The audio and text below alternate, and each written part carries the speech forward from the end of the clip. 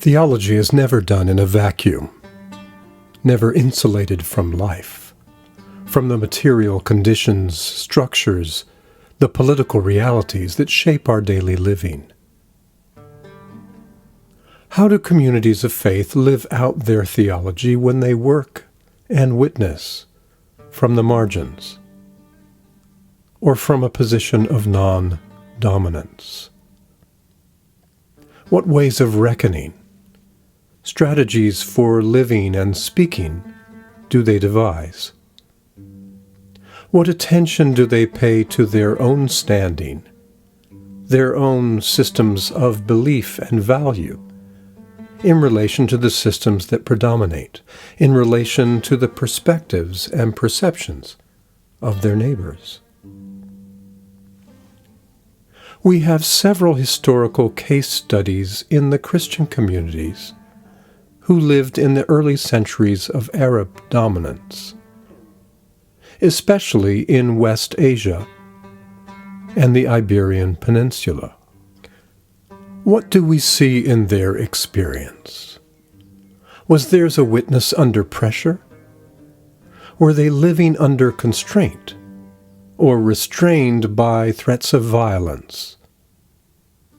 Did their situations result in quieting their voices or a freeing of voices, withdrawal or outreach and creative imagining, thinking, practice? How did Christians engage the power, the convictions, and the witness of Islam?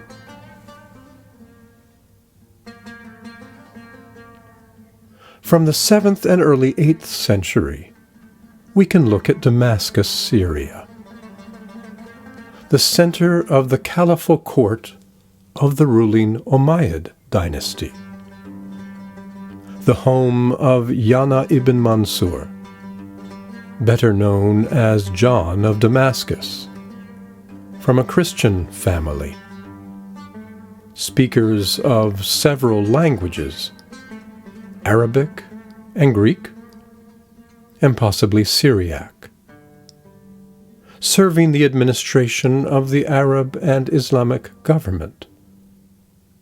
John, a Christian from the Melkite Chalcedonian tradition, followed a calling to a monastery to teach and write. One of the earliest Christian writers on Muslims, or Ishmaelites, as he called them, he wrote for Christian readers rather than writing in the language the Arab rulers understood. His was a polemic, but a comparatively mild one. Islamic teachings were wrong, he said, but he saw these not as a distinct and separate tradition. They were rather a troubled offshoot, a misunderstanding of Christian teaching influenced by the views of Arian monks. His interpretation was succinct, without overly harsh accusations, not aiming to provoke, but instead seeking to instruct those of his own faith, Christians, about teachers of Christianity who had gone off the narrow path. John also wrote about Christian practices of worship and devotion in a time when not only Muslims, but also Christians in the East had come to be critical of icons and those whose prayer life centered around them. Did John have an eye and ear open to the comments and convictions of Muslims, as well as Jews, as he worked to defend his own traditions' convictions regarding sacred images?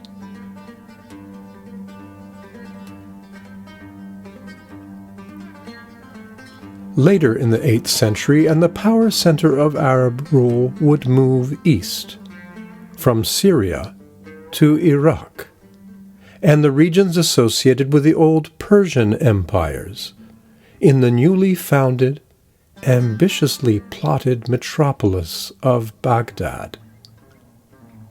The Abbasid caliphs, like their Persian predecessors, would have oversight of the Christians in the East Syrian Church of the East. The Patriarch, or Catholicos, Timothy of Baghdad, would leave a record of a wide-ranging theological exchange with the deeply religious Caliph, King, or Shah, al-Mahdi, political as well as religious successor to the Prophet of Islam. Timothy inherited the tradition of Persian Christianity, a church long accustomed to living under a religiously oriented regime in which Christians would be recognized, but their role circumscribed. How would Timothy employ old habits of negotiating with a dominant power and religious tradition? Would he adapt to new ways of conversing, to model respectful exchange that maintained the integrity of his faith in relation to the faith of his king? Express common views, outline areas of difference, experiment with persuasive arguments. What strategies served the aims of his community? Did his tactics contribute to the growing connections to Christian communities extending far along the Silk Road and into India?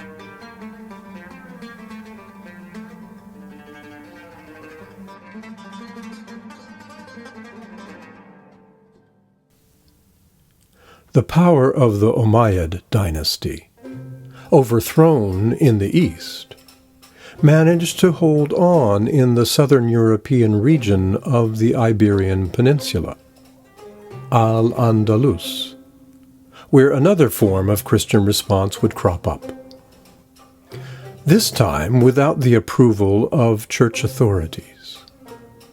An effort to directly challenge Muslims' beliefs and sensitivities. If Islamic rule forbade blasphemy, might Christians find the words that would be hateful to their Muslim rulers? Words of disrespect, repudiating the life and witness of the Prophet of Islam. Words that would carry as punishment a sentence of death. And through a perhaps suicidal mission, might their heroic actions stir the majority of the population, Christians living under an Arab government, to resist, to rise up. In a time when many Christians found a comfortable way of living under mostly tolerant Islamic rule, could an explicit verbal attack on the faith of Muslims stir up righteous indignation, outrage, and overcome complacency?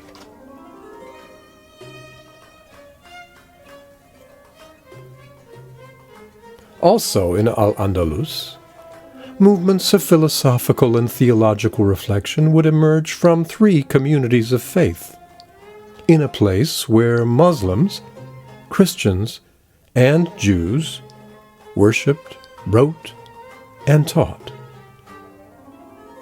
Muslims would delve deeply into the concept of Tawheed, the oneness of God, as a fundamental basis of piety and conviction, developing the theological traditions that were pioneered earlier in Baghdad of Kalam, or philosophical theology. Christians learned the patterns of deliberation and argument. They learned habits of thinking comparatively, with a view toward the arguments and criticisms of others. They learned to cite not only their own private internal sources of authority, their scripture, their theologians.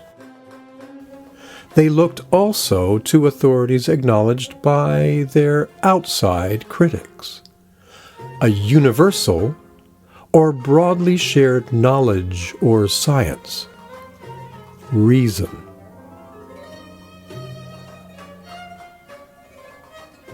They learned to think not only narrowly of the traditions specific to Christians, but of these traditions connected to the God-given capacity to discover and tease out the truth by means of reflecting, questioning, and answering, dialogically, dialectically.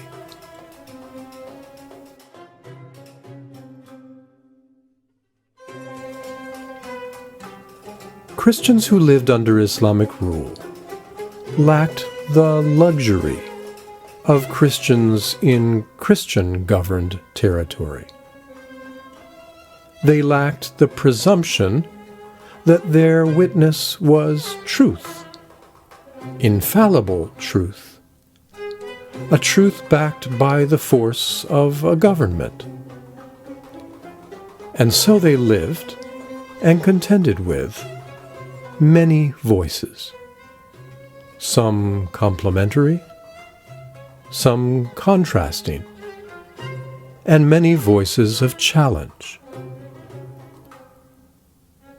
Is it possible that their circumstances required living their faith, living their theology, in ways that more deeply demonstrated or proved its integrity, its truth?